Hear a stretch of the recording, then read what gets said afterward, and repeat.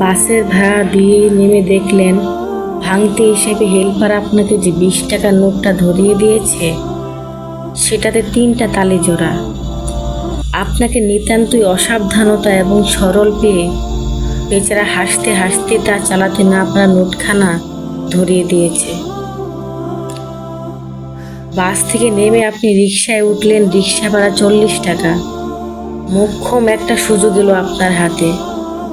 হেল্পারের ধরিয়ে দিয়ে যাওয়া 20 টাকার নোটটা অন্য একটা 20 টাকার নোট কিংবা দুটো 10 টাকার নোটের সাথে মিশিয়ে দিয়ে রিকশাওয়ালার কাছে আপনি তা অনায়াসে চালিয়ে দিতে পারেন। বেচারা টের পেলে তো পেলই, না পেলে নির্বিঘ্নে আপদটা অন্যের ঘাড়ে উঠিয়ে দেওয়া গেল। কিন্তু সেই ছেঁড়া 20 টাকার নোট অন্য নোটের সাথে মিশিয়ে রিকশাওয়ালাকে গছাতে গিয়ে শেষ পর্যন্ত পারলেন না। আপনি ভাবলেন, কেউ একজন আমার সাথে অন্যায় করেছে বলে সেই একই অন্যায় আমি অন্যের সাথে করব? এমনও তো হতে পারে এই ছেঁড়া নোট রিকশাওয়ালাটা কোথাও চালাতে পারলো না, এই নোট চলবে না বলে তাকে দোকানদার চাল দিল না, ওষুধের দোকানদার ওষুধ দিতে না পারে, এমনকি নিজের মেয়ের জন্য খেলনা কিনতে গেলেও এই ছেঁড়া নোটের কারণে তাকে ফেরত আসতে হতে পারে।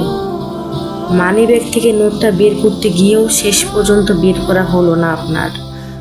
রিকশাওয়ালাকে চকচকে দুটো 20 টাকার নোট দিয়ে ছেঁড়া নোটটা মানিব্যাগের অবহেলিত কোণটায় বুঝে রাখলেন।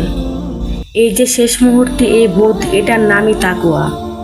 এই কাজটার সাক্ষী কেবল আপনি আর আল্লাহ সুবহানাহু তাআলা।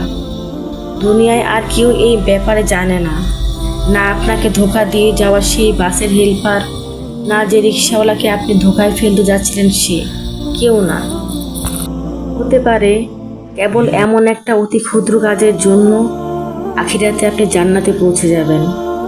হতে পারে আপনার সেদিনকার এই কাজটা আল্লাহ সুবহানাহু তাআলা এত পছন্দ হয়ে যাবে যে তিনি আপনার পূর্বের আর পরের সমস্ত গুনাহ মাফ করে দেবেন।